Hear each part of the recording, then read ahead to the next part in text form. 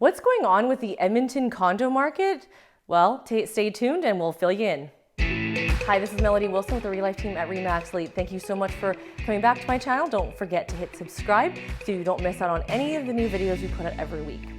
So what is going on with the condo market in the month of April? Obviously, the time of filming this is the first week of May, and we are looking back on the last 30 days of the month of April. So in April, we did see, of course, less sales in the condo market. The condo market took a dive in terms of 134 properties sold, and that was down from last month, 43.93%, and down 58.77% year over year. So that's not a big surprise. We did take a very quiet turn when things changed mid-March and people started to stay even more at home, especially by the end of March, early April. We started to see those impacts in the Edmonton real estate housing market for the whole month of April. It was very quiet and very atypical of the month of April in any normal real estate market in Edmonton. Now, of course, given the circumstances of what's happening in our Edmonton economy, the condo market has taken an even bigger hit to it than it normally does. Now, don't forget, we've been in a 5-year declining market. The condo market has always been a challenging one, and now with our new health situation, it has made it even more difficult. So the number of active listings that are for sale with the condo market went slightly up compared to last month, but it has less listings than last year. There is an excessive amount of listings for condos when it comes to condo sales. However, there are a lot of listings that have been pulled off than normal because people don't want them into their homes, which for right reason, and also people have been delaying putting their houses on the market because if you can remember, in April we were still in a lot of snow. So a lot of people were waiting for the snow to go away before putting up their house for sale, and then COVID-19 hit and that completely changed people's perspective if they were going to actually sell, if they really needed to sell. So the average days on market for condos is 64. And it did go down month over month and year over year.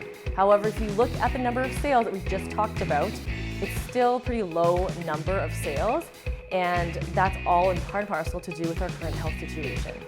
So year to date, we've had 923 condos sell, and that's a lot lower than a typical year at this time. And of course, the most popular price range for condos is under $200,000. Now, condos have always been a challenge to sell, but with what's going on, you have to remember too, buyer confidence is completely way lower than it ever has been, because a lot of people if they haven't lost their jobs, they're working from home, and sometimes they're not sure. So job security is a big reason why people do or do not buy, which makes sense. And also, pre-approvals are also more of a challenge. Lenders are having more they're being more picky in terms of what they're allowing to be approved, and it's taking a little longer. So you can imagine lenders have always been very specific on condos, and now there's going to be even more regulations about that information. So the average price for condos actually went up month over month and down year over year. And so why is that? Why is the price actually going up for condos? Well, the lack of inventory. So I know I always talk about an excessive amount of inventory for condos, but the reason being is that the condos that are on the market usually are either too high in price, or they're a low price but they're unrenovated, and then their condo fees are extremely high. So the condos that usually are selling, we are seeing renovated homes, or the brand new or newer condos are the ones that are actually moving. The ones that are older and dated and have the high condo fees, those are the ones that are sitting on the market, and those are the huge challenges to sell in any market, but even more so in today's market. So you have to remember that the pre-approval process and the lenders are being so picky, and this doesn't all help in terms of all that, right? Because they tend to favor the ones that are selling, and the ones that have the higher condo fees or maybe special assessments are the ones that are just the challenges to sit on the market. So the general news is condo market is still selling, single family home market is still selling, real estate is still moving, however at a much slower pace. May is starting to look like very similar to the end of April. It's not peaking, it's not as high as it normally is at this time of year.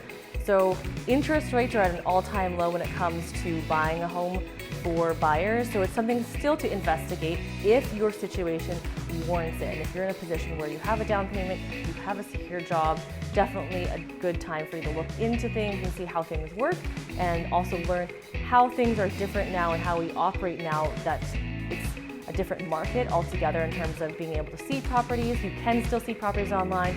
You can actually still look at homes, and there's a lot of virtual tours, and we actually have virtual glasses if you wanted to see them from the comfort of your own home. Just send a message to us and we'd be happy to send you a set of those. Thanks so much for tuning in, and we'll talk to you next time.